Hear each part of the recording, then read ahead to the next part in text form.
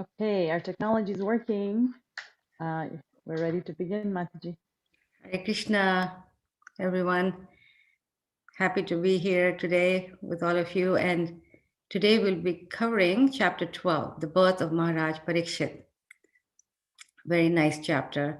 So this is a follow-up of the questions that the sages of Namasharanya asked Sutta Goswami in chapter 4. Initially, in the first three chapters, the Sutta Goswami answered the first 6 questions of the sages, as you may recollect.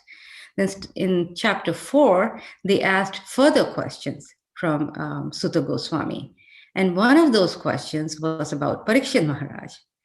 And so those questions were about, they were asking that they heard that Parikshit Maharaj is a great devotee, and so they wanted to know about his birth and activities, as to how he was protected within the womb of Uttara, and also his activities means his kingly activities when he chastised Kali.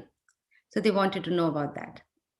And then they also wanted to know that if he was such a great emperor and he was so exalted, so much exalted, that he was increasing even the prestige of his family, the Pandavas, which was not a very easy thing to do because the Pandavas were already very prestigious and famous. Yet Parikshit Maharaj was so great that he was actually increasing their prestige. So why would such a great personality, an emperor, why would he give up everything and sit on the bank of the Ganges to fast? This is so radical. Why would he want to renounce everything, especially when he was such a good king? The world needs a good leader. And then he not only left everything, but he also renounced everything, his family, his kingdom, all the opulence. So all these things were very wonderful.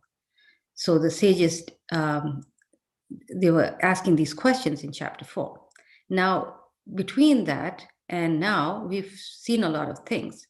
So instead of directly answering the questions of Parikshit Maharaj at that point, we heard about, in chapter 7, for example, we heard how the son of Drona was punished.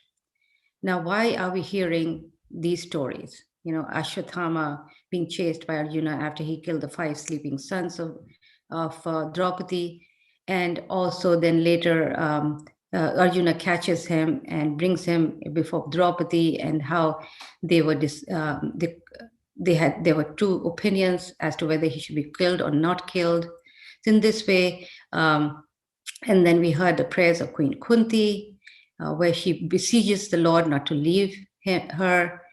And so in this way, these stories were coming before the story of Parikshit, before the birth of Parikshit Maharaj that we will hear now in this chapter, is because Sutta Goswami, he's setting the scene for the birth of Parikshit Maharaj, all the events that happened prior to the birth. That's why we heard the end of the war of Mahabharata and what happened aftermath, so that paving the way of this birth of this wonderful personality. So this chapter 12, begins with the sages asking three questions again about Parikshit Maharaj. So we will read some of verses.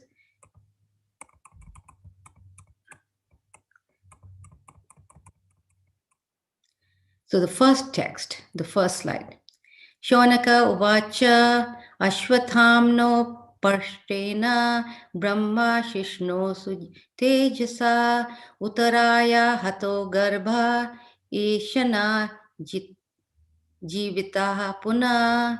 The sage Shonaka said, the womb of Uttara, mother of Parikshit Maharaj Parikshit, was spoiled by the dreadful and invincible Brahmastra weapon released by Ashwatthama. But Maharaj Parikshit was saved by the Supreme Lord. How was the great Emperor Parikshit, was a highly intelligent and great devotee, born in that womb?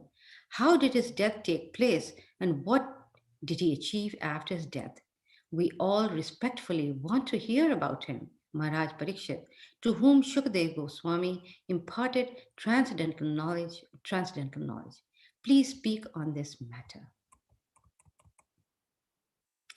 So they are wondering is that, when Ashwatthama threw his Brahmastra towards the womb of Uttara to kill the last remaining heir to the throne, then the Brahmastra was so fearsome that it destroyed the womb of Uttara.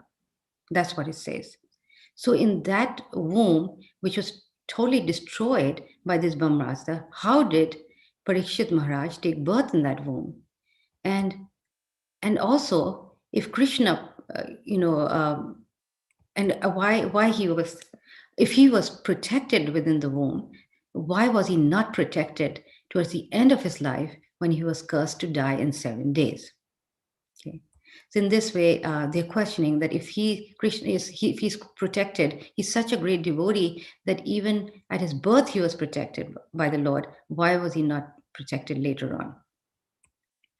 So, so in this way, they are also asking that not only about his devotional qualities, but also they're asking about his kingly qualities. That after he became such a great king, then why is it that Krishna did not protect him? So, so in this way, in the purport, Prabhupada spends quite a bit of time explaining about good governance in order to, when this question is answered as to why, in terms of, why Krishna did not protect him later on, and also the great reign of Parikshit Maharaj. So Prabhupada spent some time explaining about good government, because the point is that the king or the leader of society, of the country, he's required to protect the people.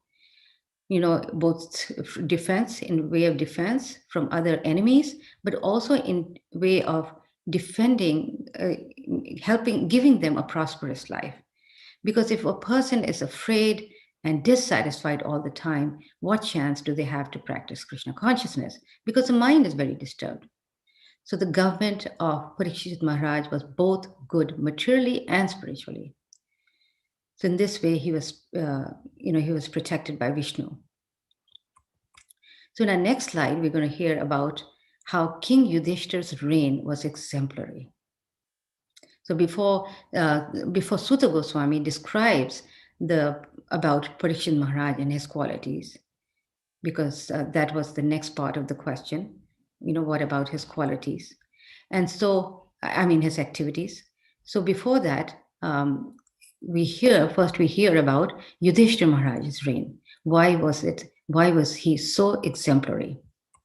So Sutta Goswami, he begins by explaining the reign of Yudhishthira Maharaj. Now, his reign was like Ramaraj. So you can imagine what it would feel like to be a citizen under his rule. How would one feel to be under a king who gave all the fruits of his pious activities to everyone?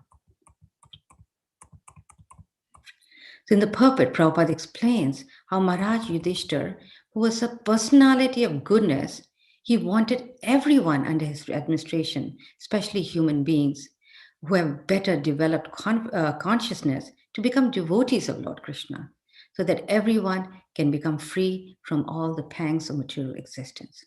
Now that's amazing, isn't it? Because the first duty of a leader is to first protect the people from enemies. But the second duty which supersedes all other duties is to make the country Krishna conscious, God conscious.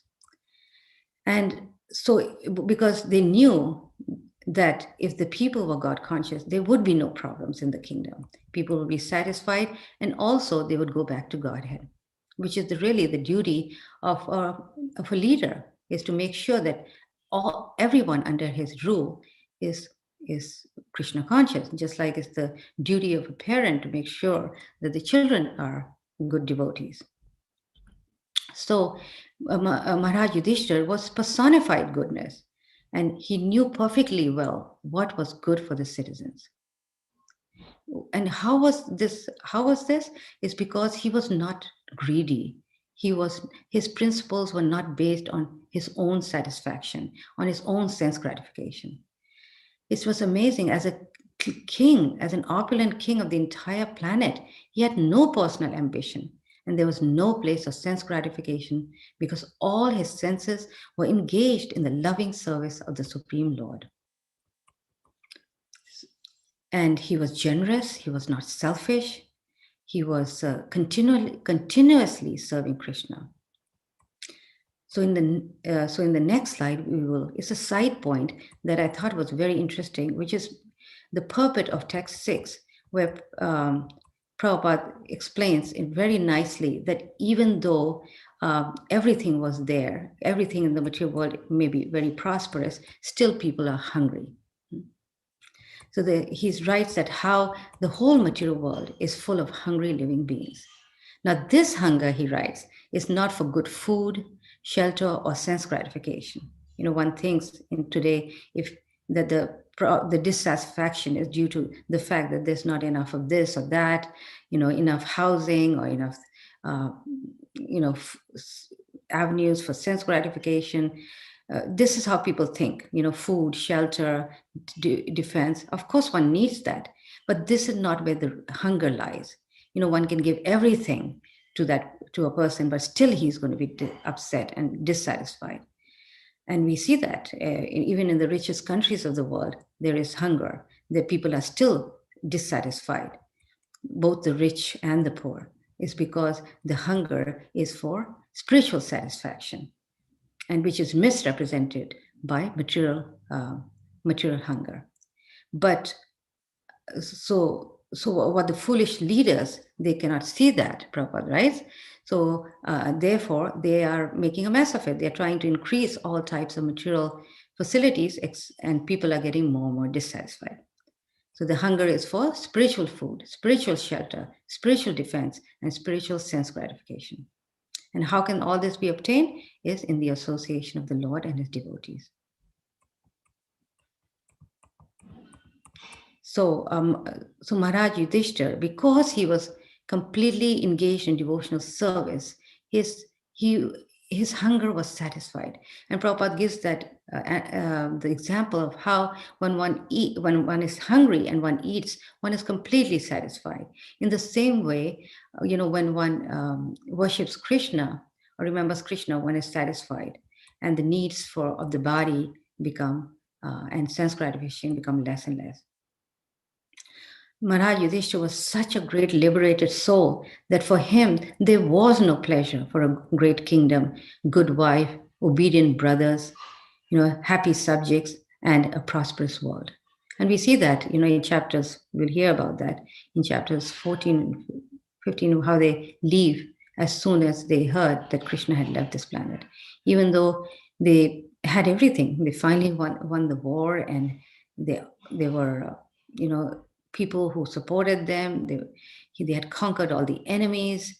They had such a wonderful family, but yet they had no attraction for that. So in our next slide, we will talk about why was Yudhisthira Maharaj so qualified. Now, this is again a side point that can be raised, in the form of discussion, because, what are these? Because in Bhagavatam, we keep hearing about these great personalities, these Raj Rishis. What is it that makes them so qualified? How come that's lacking today? And the way Prabhupada answers in this point is that it's all due to his continuous devotional service, because he was a pure devotee of the Lord. And because he wanted everyone to know about the science of Krishna. He knew the science of Krishna, and he wanted others to know. And unless one knows the science of Krishna, one cannot be perfect. Unless one has knowledge in this science, one can acquire as many degrees as one wants, but he will not be qualified. He will not be a good leader, a good citizen. And so Maharaj Yudhisthira knew this, and he performed continuous cultivation of devotional service. Now, this is quite amazing for an emperor who's ruling the entire planet. How would he also do this? how would he also do continuous devotional service? Is because he was dovetailing whatever he did for the pleasure of the Lord. There was not even a little bit of, of any motive where he was thinking about himself or his family. It was simply meant for the satisfaction of the Lord. So many wonderful examples, other examples we have. Arjuna, he was a warrior. He was fighting on a battleground, yet he was the greatest devotee because he dedicated his fighting to Krishna. And Maharaja Amrish in the 9th canto, he was also similarly, he was very, very great and opulent. His kingdom was very opulent, and yet he was spending his time in this process of devotional service, and Krishna was taking care of the rest of his kingdom. So, so in this way, we can see that what made him qualified. So in the next slide, we will talk about what did Parikshit Maharaj see within the womb of his mother. So this is these next few verses are about how Parikshit Maharaj was saved. Now, in the earlier chapter, it was in the probably in the 7th or 8th chapter, we heard a little bit about Parikshit Maharaj being, saved by Krishna, and also, how Ashwatthama had thrown that Brahmastra towards Parikshit Maharaj. After Arjuna let him go, he didn't kill him; he just released him. Then he, as though it was not enough insult for Ashwatthama, he decides to go and throw the Brahmastra towards Uttara's womb to kill this Parikshit. And so we heard about that and how Krishna intervened and saved the Pandavas, because that Brahmastra was also directed towards the Pandavas. So we heard a little bit about Krishna saving the Pandavas from this Brahmastra, but we didn't hear exactly what happened, how Krishna went into the womb to save Parikshit Maharaj. So here is that story. So I'll read a few verses. He, the Lord, was only thumb high but he was all transcendental. He had a very beautiful blackish infallible body, and he wore a dress of lightning yellow and a helmet of blazing gold. Thus he was seen by the child. The Lord was enriched with 4 hands, earrings of molten gold, and eyes blood red with fury. As he loitered about, his club constantly encircled him like a shooting star. The Lord was thus engaged in vanquishing the radiation of the Brahmastra, just as the sun evaporates a drop of dew. So his Brahmastra was so strong that, it was, his club was so fearsome and so full of fire that in front of that, the Brahmastra was like a drop of dew. And just like the sun evaporates a drop of dew. He was observed by the child who thought about who he was. So the child is watching the Lord within the womb, and the Lord is only a thumb high, so tiny, but yet he can see him clearly. That's the wonderful, inconceivable potency of the Lord, that he's so tiny, but every part of his body was quite clear to the child. And so that's why another name of Parikshit Maharaj is called the examiner. Because he saw the form of this form of the Lord within the womb, he never forgot it. And he was always examining things to see if he could see that form again. While thus being observed by the child, the Supreme Personality of Godhead, the super soul of everyone, and the protector of the righteous, who stretches in all directions and who is unlimited by time and space, disappeared at once. So a couple of points here, Prabhupada mentions that, first of all, that how Krishna will always protect his devotees. Right? In other words, no one can kill a devotee of the Lord because he's protected, if he's protected by the Lord. And no one can save a person whom the Lord desires to kill. The Lord is all-powerful, and therefore he can both save and kill as he likes. That's one point Prabhupada raises that purport. And the second one is that he became visible to Maharaj Parikshit, even in that awkward position of him being in the womb and in such a tiny space where he made himself into a shape which was just suitable for the vision of Parikshit, right? So the Lord can become bigger than the biggest and smaller than the smallest. How tiny he can become. And Prabhupada emphasized the point that there was no difference between the thumb-like Vishnu within the womb and also the full-fledged Narayan in Vaikuntha Dham, the kingdom of God. So we can, this becomes a very nice point in terms of how Krishna can become the bigger than the biggest or smaller than the smallest. You know, in the slide, I brought a few examples of Varahadev, how, you know, when he came out of the nostril of Brahma, he came out very tiny. It's a beautiful description of how, Varahadev came out and how he became bigger and bigger and bigger. He became so big. He was spanning the entire sky and such a beautiful form. And when the demigods and the sages saw him, they were just overwhelmed and reciting prayers in glorification of this beautiful form of the Lord. But he started very tiny. He was very, very small when he first began. And then, of course, another example is Devaki. You know, when Krishna appeared to Devaki and Vasudeva, he first appeared in the form of Narayan, very majestic. And then, of course, we know the story of how they requested the Lord to become a little baby, right? So in this way, we can discuss nice examples and make it very interesting for the children.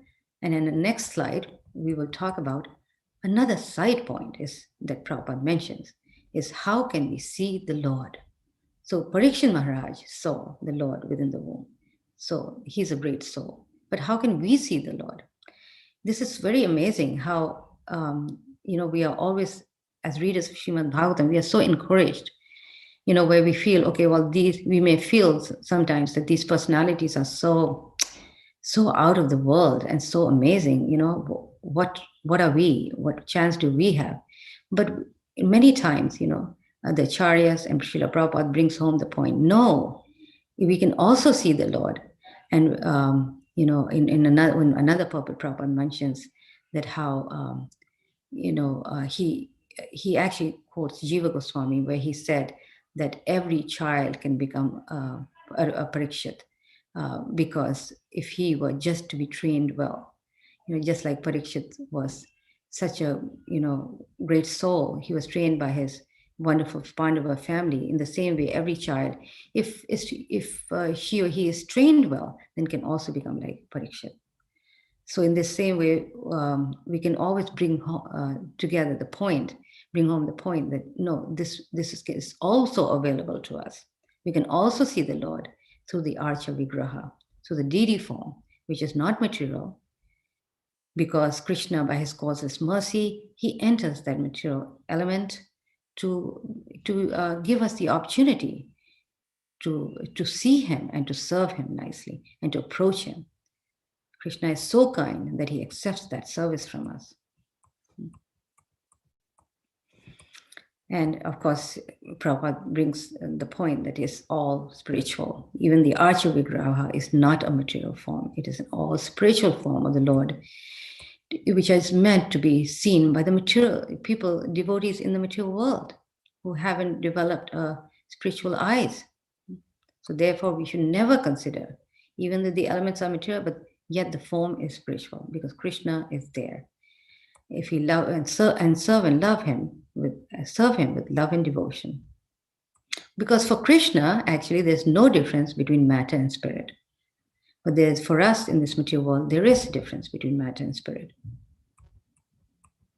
So in our next slide, we're going to talk, another side point is how the great souls are non-envious in connection with this personality called Kripacharya. And that's in text 13, where Kripacharya, interesting personality, he had taken part in Abhimanyu's killing, where, we know the story that during the war, how Abhimanyu, got into the, on the Kaurava side, and he tried to break their formation because he had learned the art while he was in the womb of his mother, but he hadn't learned the art fully. So he did not know how to get out once he infiltrated the army formation. And all the warriors, many of them, like Karna and Duryodhan and all these people, they on the Kaurava side, they were mercilessly killing him, so many against one. And Abhimanyu was fighting very bravely. And among them was Kripacharya. Yet we see that how Kripacharya was invited by Yudhisthira Maharaj to participate, to do the birth ceremony of Maharaj Parikshit. Quite amazing. So even though he joined the party to kill Abhimanyu, he was still held in great esteem by the family of the Pandavas. Why? Because due to his being a great Brahmana like Dronacharya. Now the story is that Dronacharya was married to Kripi, who was the sister of Kripacharya. And there's a story behind that. But we won't get into that right now. So when the Pandavas were sent to the forest, another time that when Kripacharya was engaged by the Pandavas by the Kauravas, that first by the Kauravas is when the Pandavas were exiled to the forest, then the Dhritarashtra sent Kripacharya to the Pandavas for guidance. And then at the end of the battle, Kripacharya again became a member of the royal dynasty of the Pandavas, right? But earlier he was with the Kauravas. But yet Maharaj Yudhishthira accepted him in his own assembly. And here he's asking him to make the ceremony successful. So this goes to show how the non-envious nature of these personalities. Because to just think about the consciousness of these people, how they were so big-hearted. That the vision was beyond this body. They understood that that such a person being a Brahmana, how much they worshipped Brahmanas, how much they worshipped the stature of devotees and Brahmanas, right? Another time that Maharaj Yudhishthira engaged Kripacharya is when he was retiring and he was leaving the palace for good to go to the Himalayas towards the last part of his journey. He entrusted Kripacharya with Maharaj Parikshit. And that time Maharaj Parikshit was not old enough to be on the throne. And he left him very satisfied because of Kripacharya's taking charge. So another point that goes to show that Prabhupada explains is that these great administrators and kings, they always took guidance of the learned Brahmanas. Always. I mean, these people were very intelligent. And Kshatriyas were supposed to read Shastras and know Shastras very well. So it's not like they didn't know anything. They knew everything. It's just that they did not engage in the practice, in preaching. But they were required to know the Shastras. So they were intelligent. But yet, how for everything, they took the guidance of Brahmanas. And this is a great point for us, to understand that how one should always, appreciate, wisdom, of those who have had, who have wisdom and also have experience. Okay, so now in the next slide, we will now begin to describe about the kingly qualities of Maharaj Parikshit.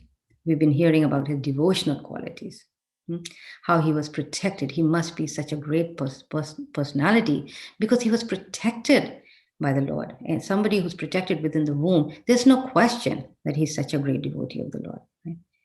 Now, what is it that makes him great in his activities as king? So so Yudhisthira Maharaj, after Parikshit Maharaj was born, he asked the sages to make predictions about this child. Now, this is in Vedic culture, when a child is born, first of all, he's given immediately a name. And then the parent asks an astrologer to give the astrology of the child, to give an idea what the child is going to be like. So the first slide is about Lord Ram, that he would be like Lord Ram. So before that, which I don't have a slide for today, is how Parikshit Maharaj was a maintainer. And I thought that was a nice point to just briefly mention, and the example is given of King Ishvaku, how he was maintaining the kingdom. Now, who's King Ishvaku? He was the son of Manu Vivaswan.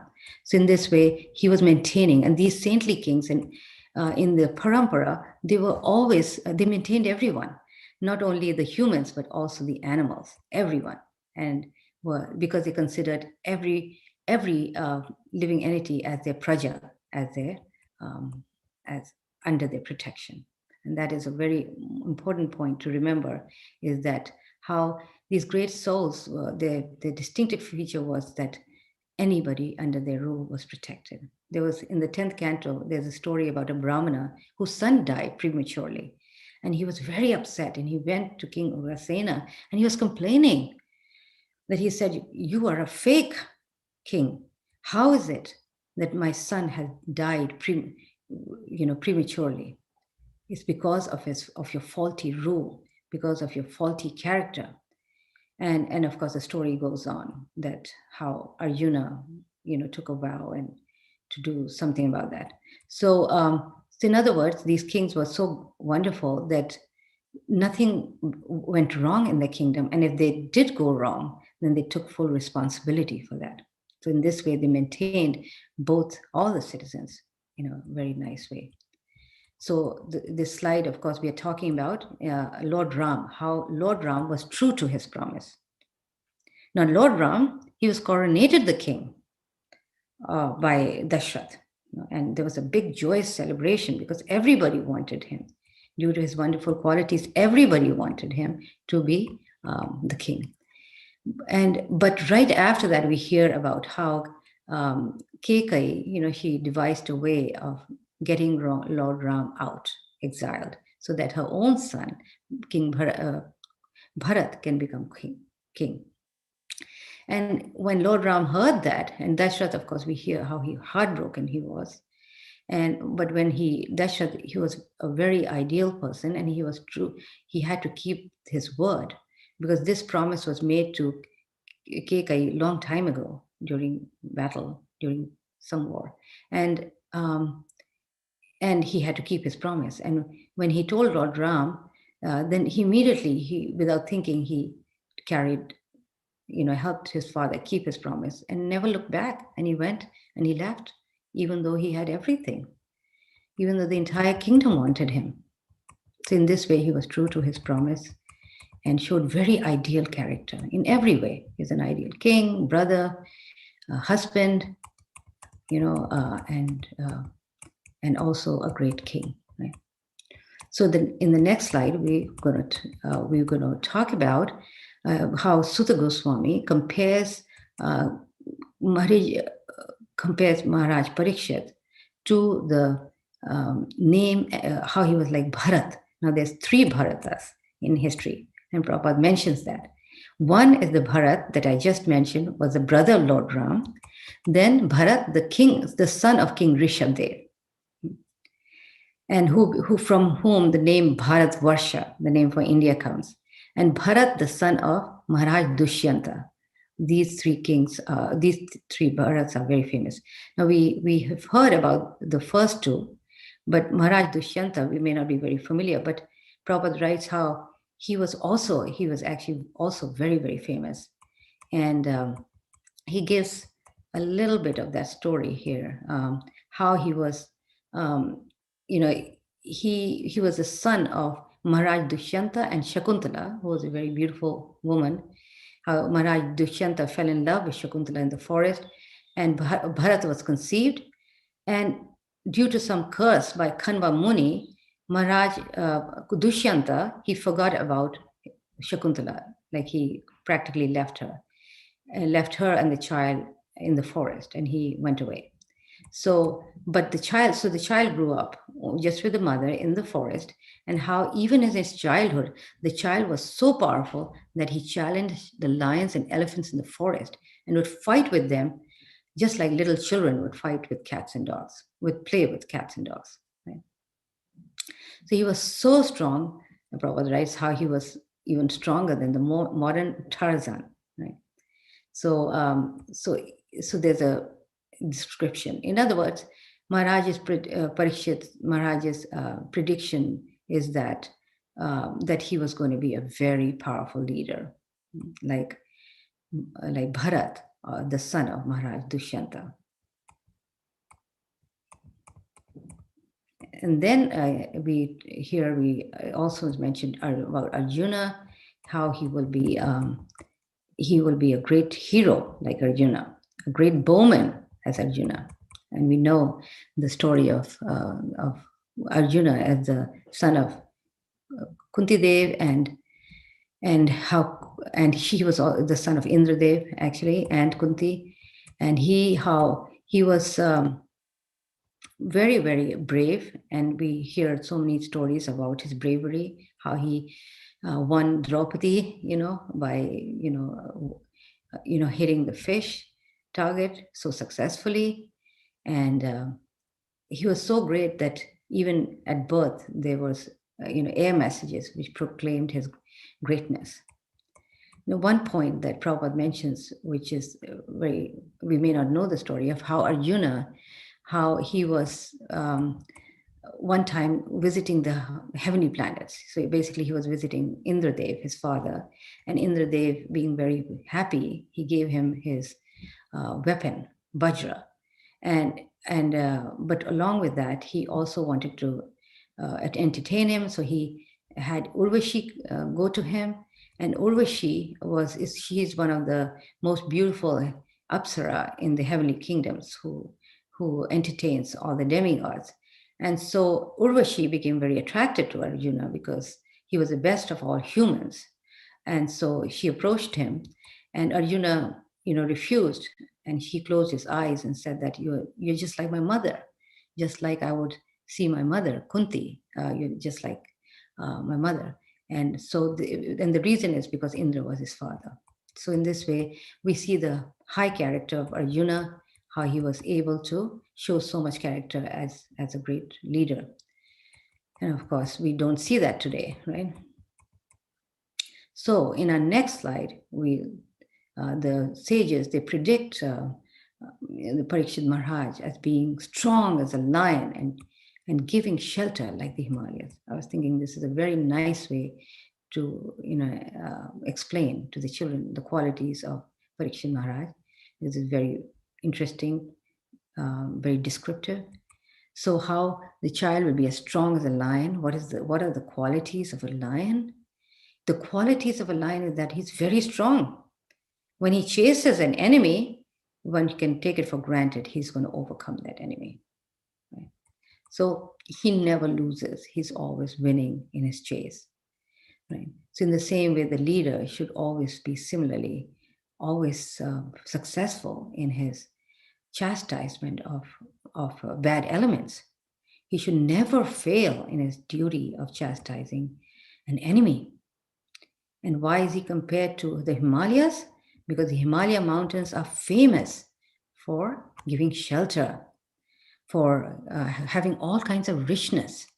There are many caves to live in, very amazing trees of good fruits, good springs to drink water from, drugs, minerals, medicines, and minerals to cure diseases. So anybody who takes shelter of the Himalayas can have everything that they need. That's why the sages in the olden times, they would go to take shelter under the Himalayas. So in this way, and also it's mentioned how the mountains are also forbearing. How they will take all types of burden. In other words, how people abuse the environment, and how they sometimes detonate atomic weapons, and Mother Earth has to take the entire burden of all that and tolerates everything. So, so in this way, Maharaj Parikshit will be very tolerant of all the citizens, whom he would treat like children. Just like children, the parents are tolerant of the children's misbehavior, right?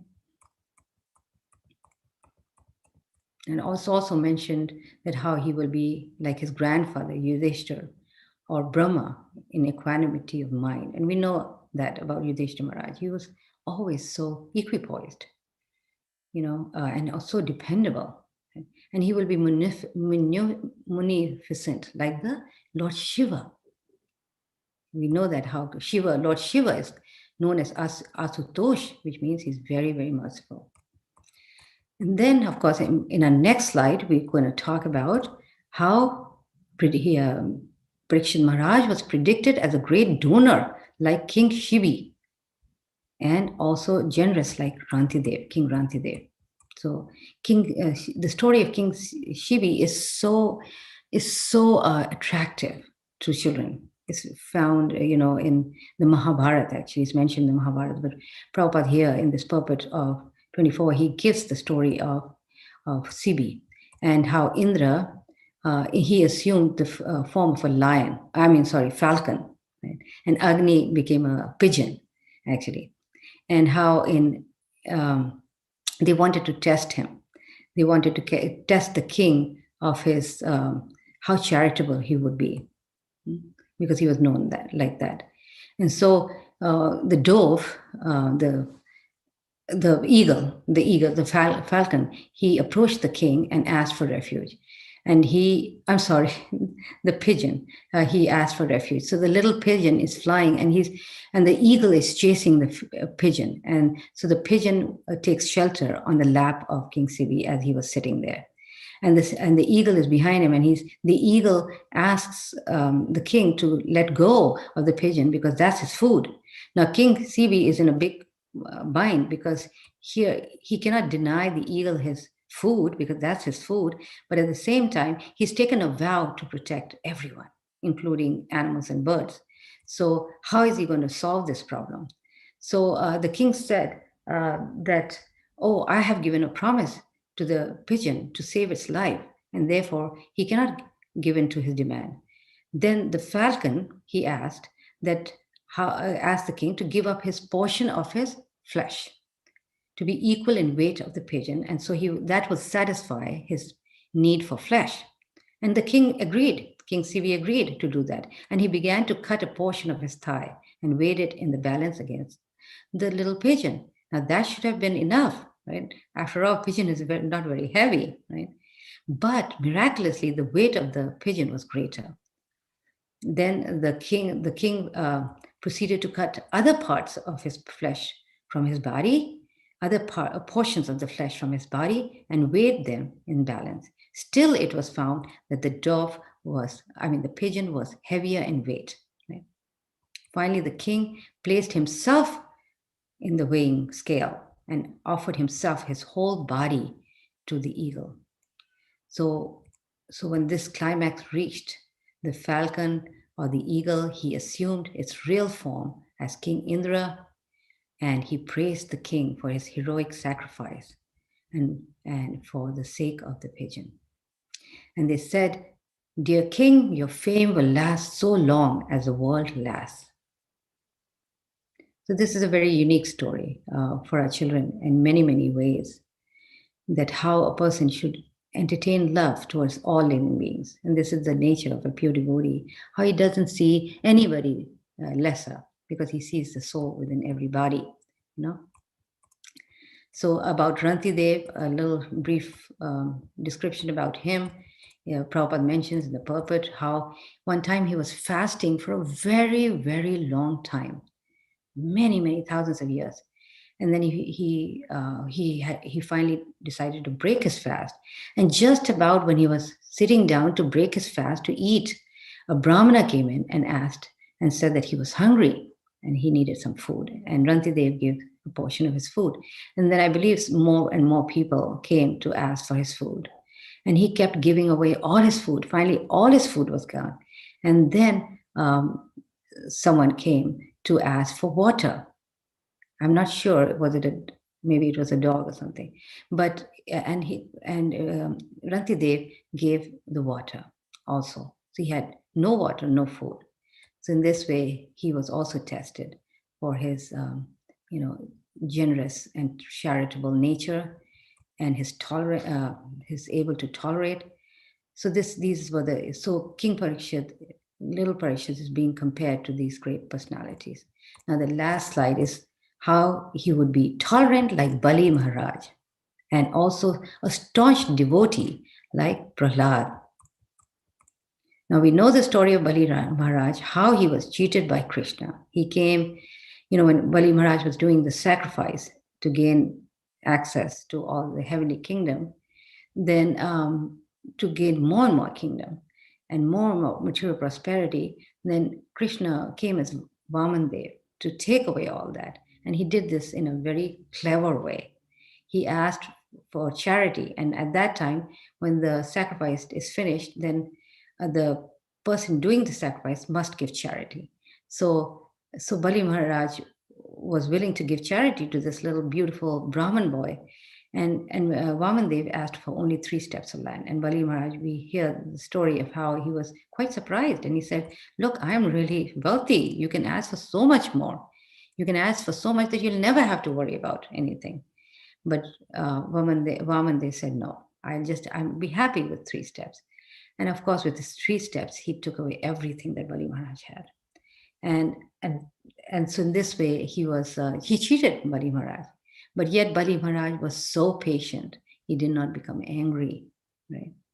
He also, his own spiritual master cursed him for agreeing to give everything to the Lord. The spiritual master was so dissatisfied and he cursed him. So he displeased his spiritual master and he lost everything, all his property. So it shows his tolerance and his patience.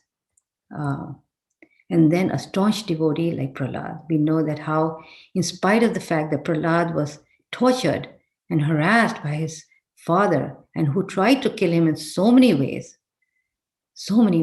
yet he had no anxiety and he just fixed his mind on the Lord in devotion. And his father was so angry that he told him that if you don't give up your Vaishnava religion, I will kill you. Finally, he was ready to kill him. But instead of being fearful, he preached to his father and to his friends. He was so staunch that he was able to, tolerate everything. He was fearless. So in this way, Maharaj Parikshit's future is being predicted here in such a wonderful way about this great personality. And there's a few more verses after that about Yudhisthira Maharaj doing the birth ceremony and being very satisfied. And last text 30 is about, I'll read that verse. So his son would become famous in the world as Parikshit, the examiner, because he would come to examine all human beings in his search after that personality whom he saw before his birth. Thus he would come to constantly contemplate upon the Lord. Okay, so I will stop here and ask Radhika, Sri Radhika, to explain the activities in a guidebook. Thank you very much. Can you hear me, Mataji? Yes. Mm-hmm. Okay, just switching to a different audio. Okay, couple minutes to start my technology.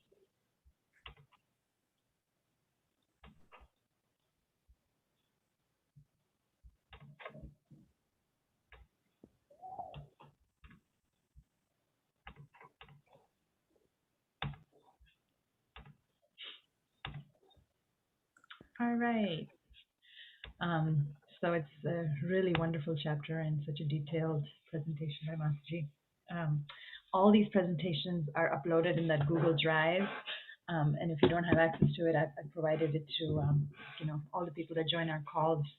So the Mataji is sharing all her PowerPoints. And I know several Sunday schools are actually using her PowerPoints and then using the guidebooks along with them.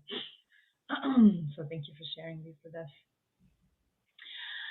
We're ready then, once we have read the translations with our children and discussed them with all these wonderful examples, to move on to the guidebook and the activities that are provided there.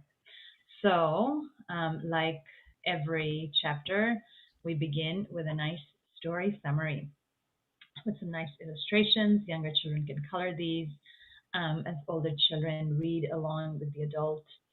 The sage Shaunakas is very interested in the story of Parikshit Maharaj, so on behalf of the assembled sages, he asked, "My dear Sutta Goswami, Uttara's womb was completely spoiled by that horrible Brahmastra weapon. But Lord Krishna saved baby Parikshit. I wonder, how was he born in that womb? And how did he die? And where did he go after he died?" So all the verses are presented in a very nice flow conversation format, and really helps to understand the entire story nicely for the child. And then we always move into key messages. Verses are grouped by themes, and the messages are brought out. And 34 verses are all summarized in just 4 themes here.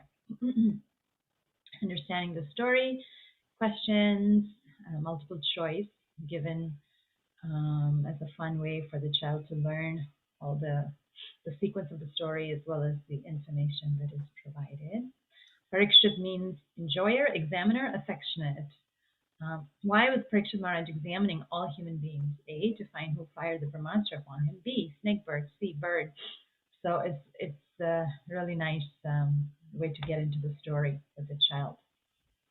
A short list of higher thinking questions for this chapter, and give some very thoughtful questions. How does Yudhisthira Maharaj's reign compare to modern rulers?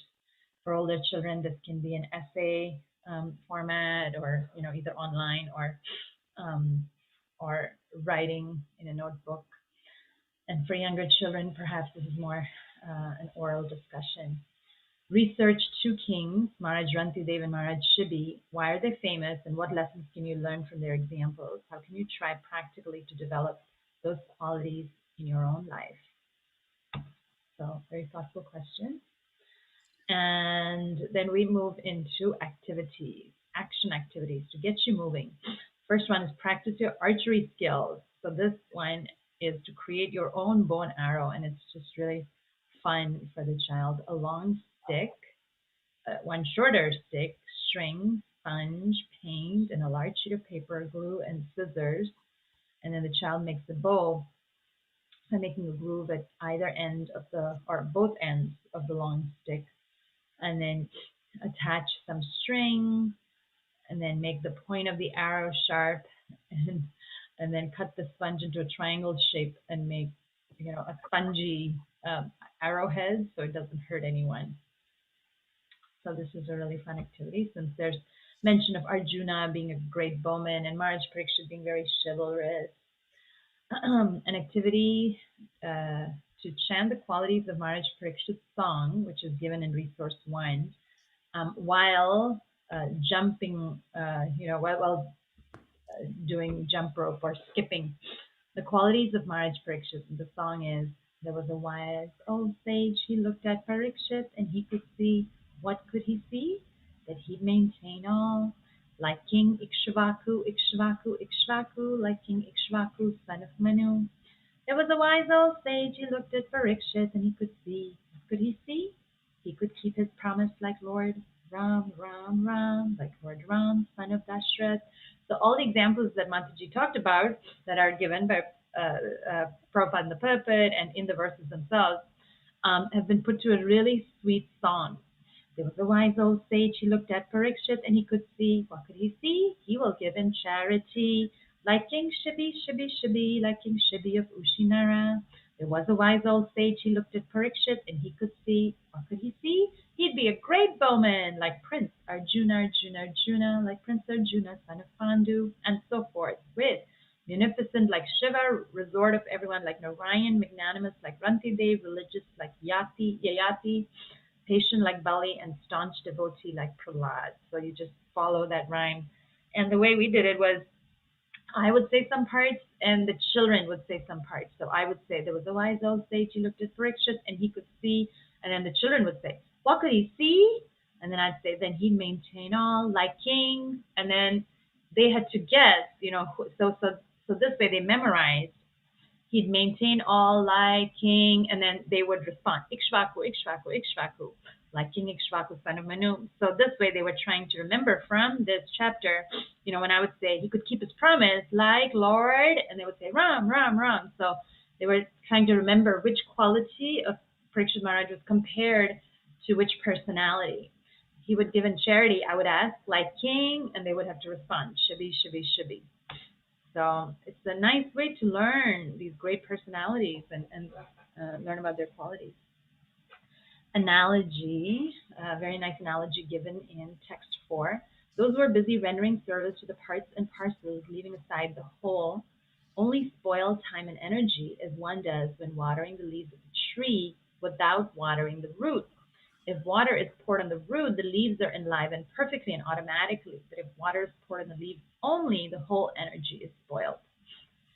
So after reading this analogy, a learning objective or outcome is given. The children should be able to understand why watering the roots, not only the leaves, is compared to serving the Lord. And debate why Krishna consciousness is a very practical process. So it's an activity that involves leaf printing, and the children go out and bring leaves from a garden or a local park, and plain paper, water-based paints, metallic paints, paint brushes, and glitter, and then take. So the instruction is the leaf is a part of a tree, usually attached directly to the stem or a stalk. And they fall off trees in preparation for the winter. They cannot absorb or preserve water. This is one of the reasons why we water the roots instead of the leaves. So collect leaves of different shapes and do leaf printing.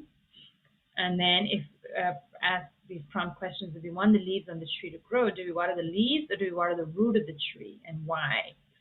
So understanding how watering the root is compared to serving Krishna. And that is how everything, including the leaves and all of his parts and parcels, will get nourished. So nice way to bring that analogy to life. Nice way to have an impression in the child's body of experiencing this analogy from the Srimad Bhagavatam. Comic strips, at least my kids are really into graphic novels and comics, so I really enjoyed this one. Description. This is such an action-packed chapter. Bring it to life by creating a life-size comic strip that you can put up on your wall. Comic strips are a great way to bring out the artist and storyteller in you, and they're also easy. They seem to be less intimidating to children than, a whole drawing. Plan and design a comic strip based on the chapter. You can also include aspects of chapters 7 and 8 if you wish. Do some research, write the story, sketch it out, make large square borders, and then put your characters in, make text, speech bubbles and thought bubbles, and put them up in the wall in a correct sequence. So because it's an action-packed chapter, create a mace by attaching a blown-up balloon to the inside tube of a roll of wrapping paper, or we used a roll of paper towel. Read through the description of how this was used to protect Maharaj Parikshit within the womb, and you can use this in a role play. Comparisons activity. So read the descriptions of how Krishna looked when he came to protect Maharaj Parikshit in the womb, and then complete this table, which is given in resource 2. All the resources are given at the back of every chapter, which brings out the similarities and differences of Krishna inside the womb and on the chariot. So such a nice way to delve deeply into this text. So Krishna on the chariot, how many arms did he have? And Krishna in the womb of Uttara, how many arms did he have? What weapons did both of these Krishnas have? What kind of jewelry? What skin color? How big were they? Because we heard of how in the womb he was just the size of his thumb. How are his eyes? So, again, doing this book and doing these activities with the children has really helped me dive deeply into these verses. Otherwise, I'm just reading the pulpit, and like an adult, you read, but doing all these activities with the child really brings Bhagavatam to life for both child and adult. Birth celebrations. The birth of a baby is such a joyous occasion. Research how different cultures around the world celebrate the birth of a baby. And read in Krishna book how Nanda Maharaj celebrated the birth of baby Krishna. And in Lilamrita how Srila Prabhupada's father celebrated the birth of Abhay Charan, his dear son. Ask your parents how they celebrated your birth. They may have kept congratulation cards, letters received from friends, family, filled with blessings and good wishes, and ask them to show you. So it's real fun, and looking through baby pictures. And one of my Sunday school students had actually written a poem for Gopinath when he was born, and so it was a real nice way to discuss birth. And we also went into how the Bhagavatam says that the child at the time of birth, when he's fondled with all this affection, forgets everything that he had remembered in the womb. Writing activities. Imagine that you are Parikshit in the womb. Write a diary entry about how you feel. Sing the Brahmastra coming towards you. And describe your thoughts and feelings when you see Krishna entering the womb to protect you. So very nice creative writing. Again, working on grammar and writing and punctuation and spelling through this exercise. Create your own crossword puzzle or word search based on this chapter. So resource 3 is a crossword, and you write down the questions, and then the children came prepared during the week, and then on Sunday we exchanged, and a peer solved their crossword and also a word search. There's another chapter that has this designing a word search, and coming up with a list of 12 words, and we took them from the story summary. And I told them to stick to nouns from the story summary. So that's another way to teach them grammar. Select nouns, don't select verbs and other parts of speech. And then put those words in here, and then fill up the grid with other random letters.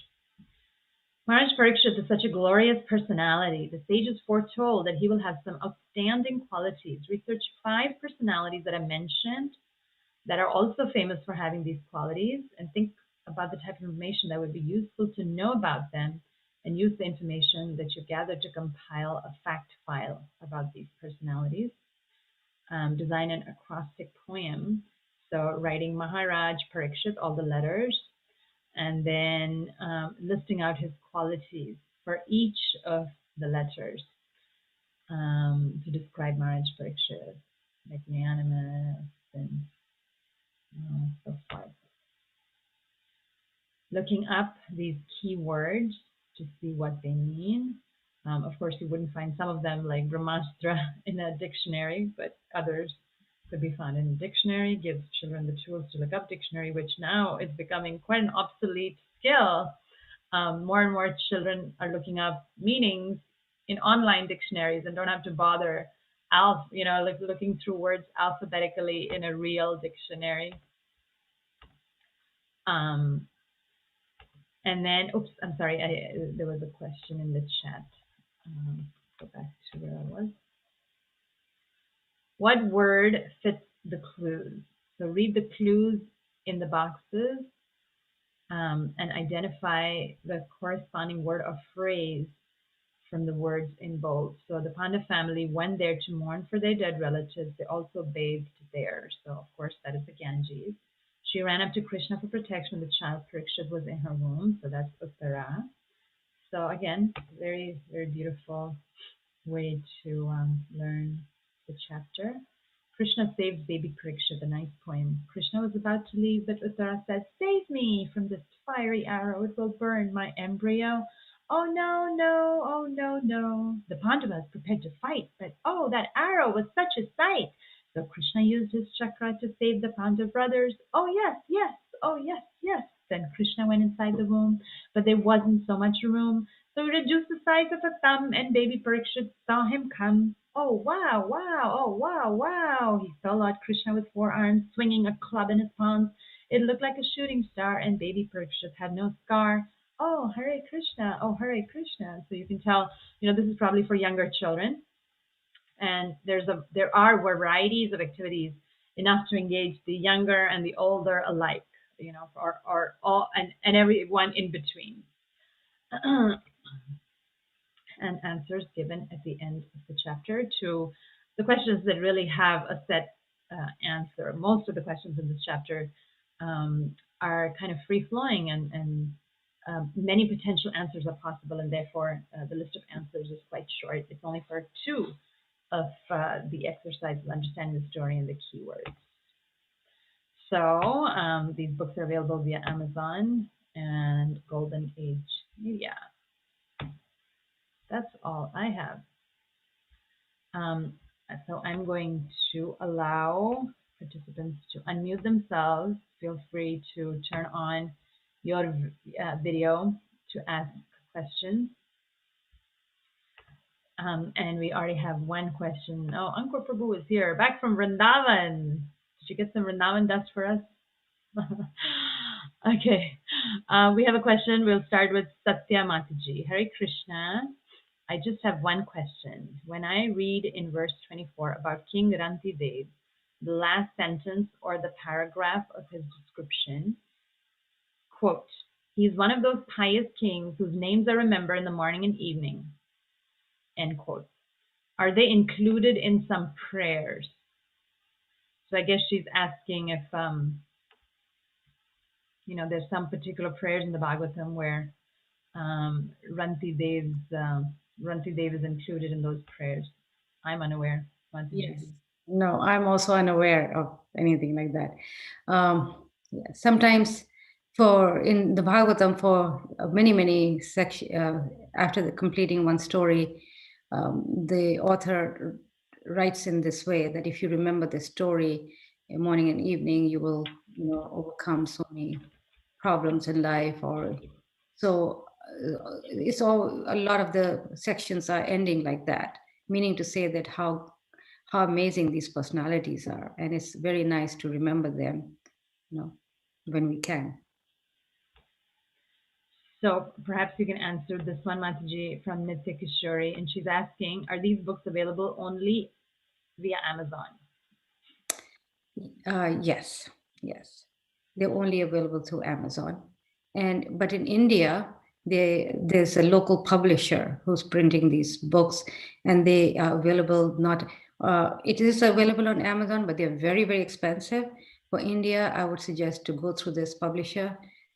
His website is goldenmedia.com, and his name is Nandajivan Prabhu.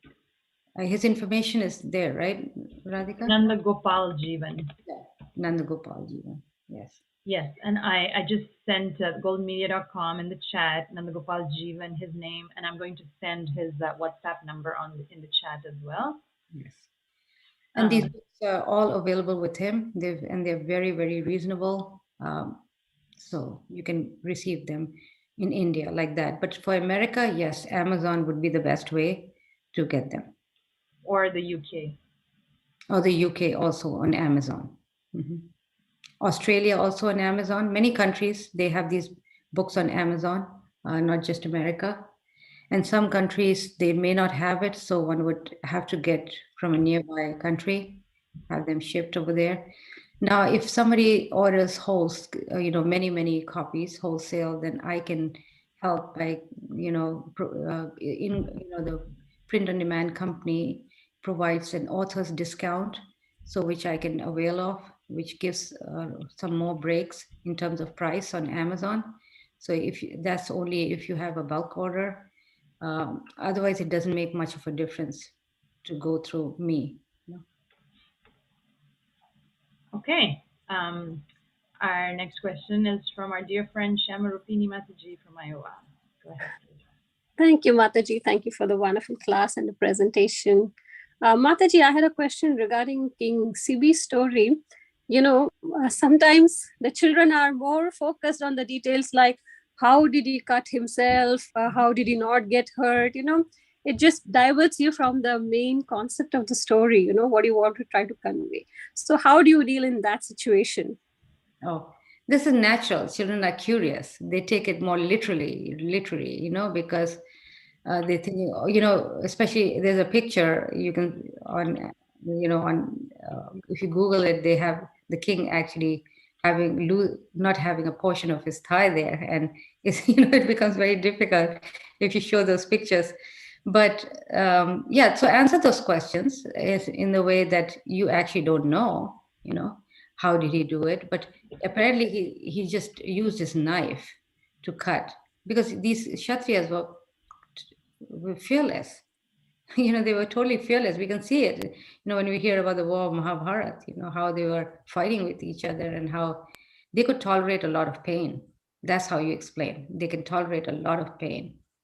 And there's many stories to that regard, in different type stories of how a Brahmana is known by how much he can tolerate. Isn't there a story about a Brahmana who was sitting by a sage who was sitting next to the river, and he put his hand in the river and he got bit by a scorpion, something, and he he was trying to save the scorpion who was drowning in the water. So he put his hand into the water to pick him up, and he bit him. It's the nature of the scorpion to bite, right? So he bites him, and then he puts him, and then he puts him back or something. No, he brings him out, and then the scorpion goes back again, and then he again tries to lift him, and he again bites him. And then he puts him back, then he goes back in and he again bites him. And somebody was watching and says, why are you doing it? Why are you letting him bite? He says, it's my nature to protect and forgive, but his nature is to bite. So we are each acting out of our nature, you see. So everybody has their nature. A Brahmana's nature is to forgive. That's the quality of a Brahmana. So he kept forgiving the scorpion and trying to save him, because protect him and save him. That was his nature, and the nature of the scorpion was to bite. So the nature of a Kshatriya is to be very, very brave, and fearless. And he's not supposed to be non-violent like the Brahmana. So this way you can explain that yes, Kshatriyas can go through that pain. They can tolerate the pain. Okay, and then you get to the moral part of the story where the real essence is, and then you can explain both. But children are curious. They have to know these things. So you try to explain it in a way that, explains it, and is satisfying.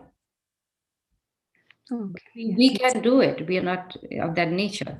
The children may not be able to do something like that, right? Because their nature is different. Yes, thank you, Mataji. Thank you. Thank you, Mataji. Okay, Ankur Prabhu just returned from Vrindavan. You're next.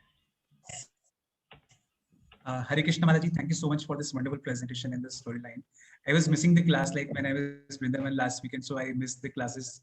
For 2 weeks. I just missed the classes. Oh, okay. So now, the recording is today, there. The recording is there. You can always catch up. Yes, we missed your nice question. I will catch up with the recording. Yes, definitely. So I have a small question. Like I was noticing this one thing, that whenever Krishna gives, he appears in front of a devotee. So he's in the four-handed form, or as in he gave darshan to Bhishma Dev in his mind.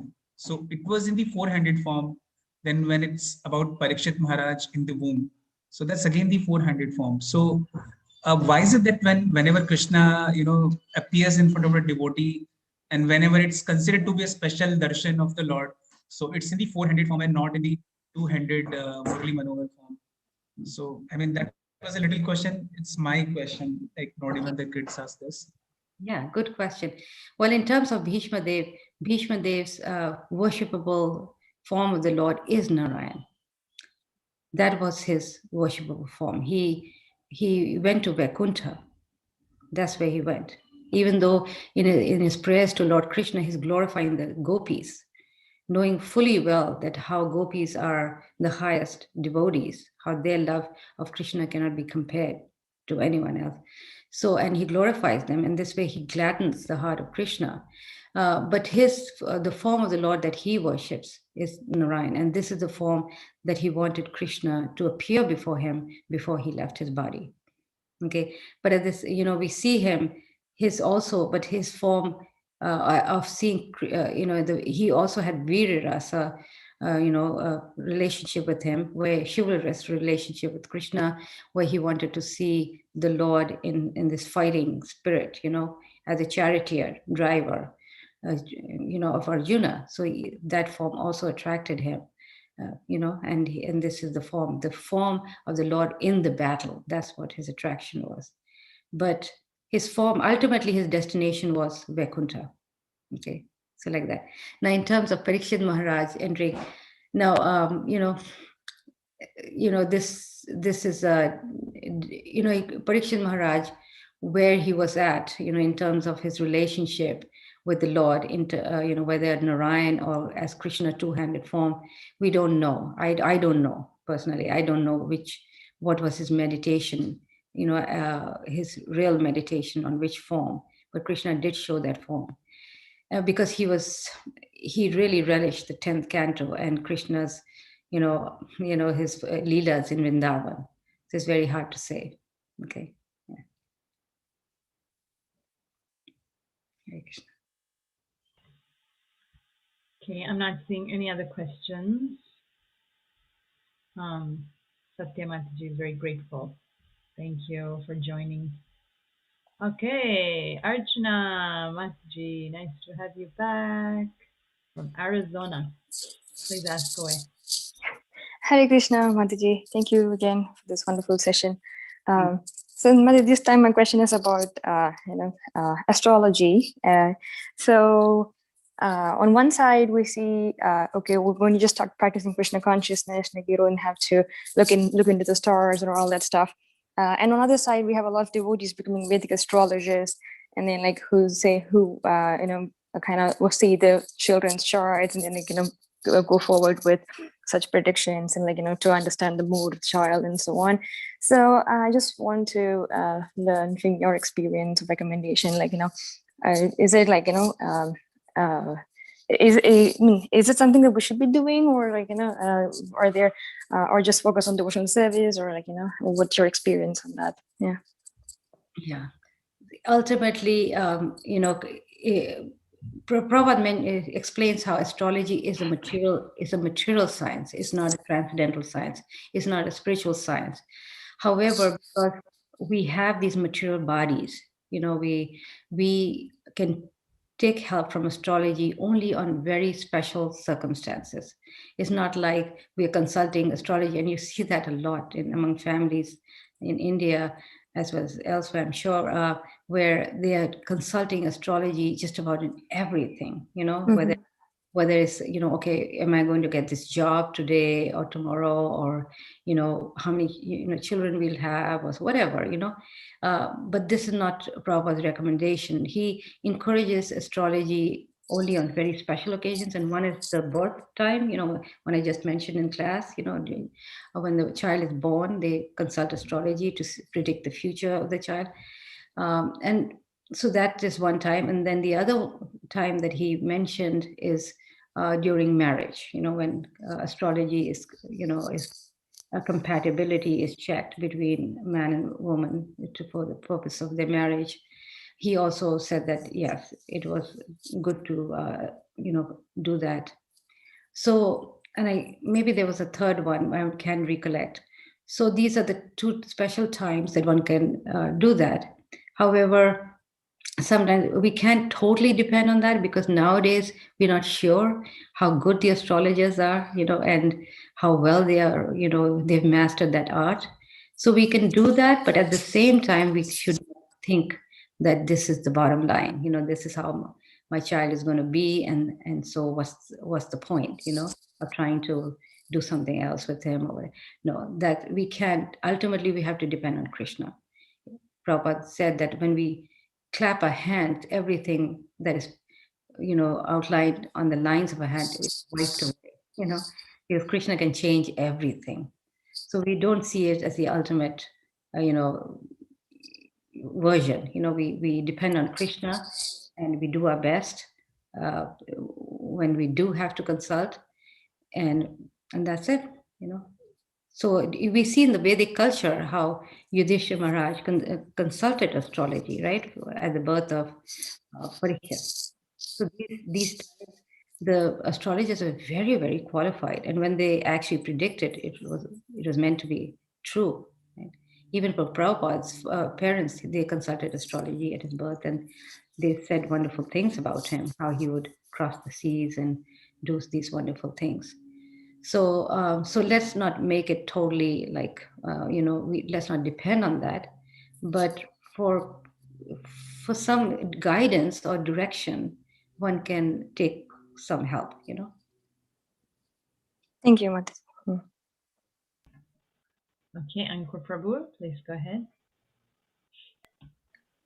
Okay, thank you, Mataji. Mataji, I have one question which is not related to this chapter. So if you allow, I can ask from Srimad Bhagavatam. Oh, sure. Yes. If I Yes. can. Yes. Mataji, I had this curiosity, like when, great devotees or even demons do, very intense tapasya, they do very ugra tapasya, like in the case of Dhruva Maharaj. So when he was doing intense tapasya, so there was suffocation, the entire life air, it was sucked in. For everyone, it was suffocation in all the three planetary systems.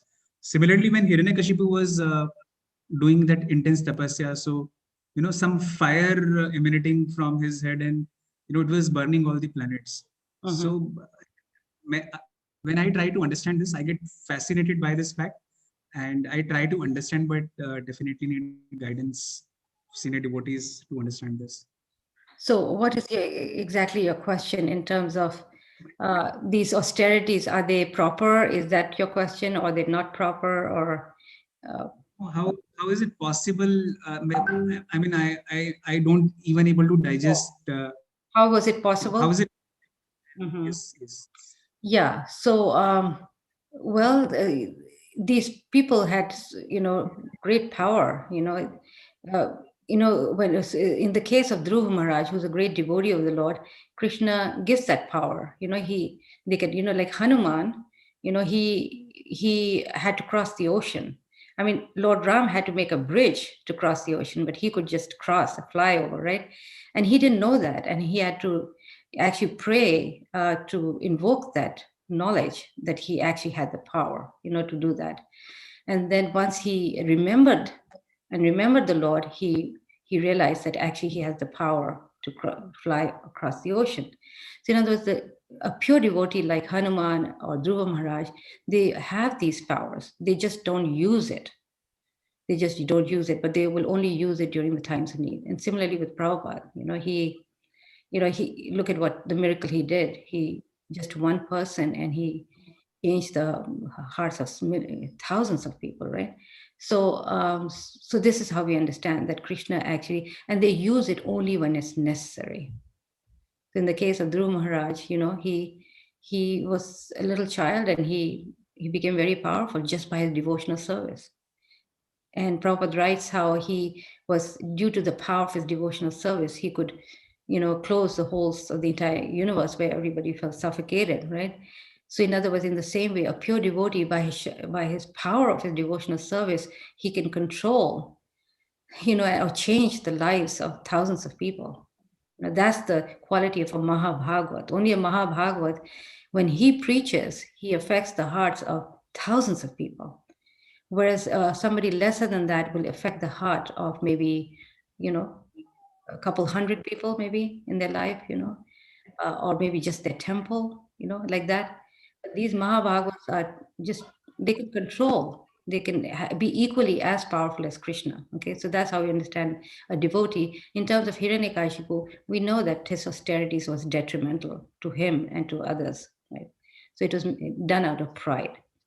And they can go through that. They have developed enough mystic powers where they can control. It's yoga, They know how to, control their life airs and their, by which they can ignite themselves. We hear that in many stories in the Bhagavatam. How Prithu Maharaj went and there was he ignited himself and there was a fire, right, like that. So they could invoke these yogic powers. They were all trained growing up. Dhruva Maharaj, all these personalities were trained in Ashtanga Yoga. Even Devahuti knew Ashtanga Yoga. She was a woman, and even she was trained into, yoga. So every child in that era, they were trained in these ways. Of course, for a demon, it's different. The motive is very detrimental. Yeah. Great. Thank you, Prabhu. Okay, there are no more questions at this point. Just a couple more minutes, see if anybody has a question. Otherwise, we can end a few minutes early today.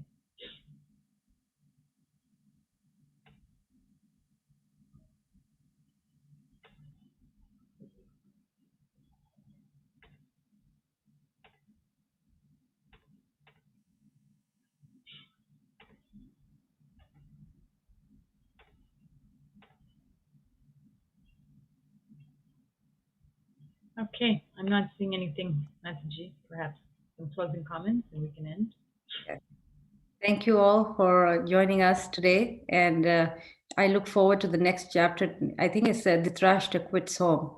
Very, very wonderful chapter talking about Vidura's compassion towards his brother Dhritarashtra, and many, many more wonderful. This is the sweet section of, Canto 1, which becomes very, very interesting for our children because it's all stories of the Pandavas, and we'll hear about Pandavas retiring and Krishna's disappearance, and then about Parikshit Maharaj, his being cursed by Shringi. And that was also one of the questions they asked, which is answered in the later chapters. Chapter 18 and 19 talks about his cursing and his, by Shringi. So very wonderful things coming up. Thank you. Thank you, everyone. Hare Krishna.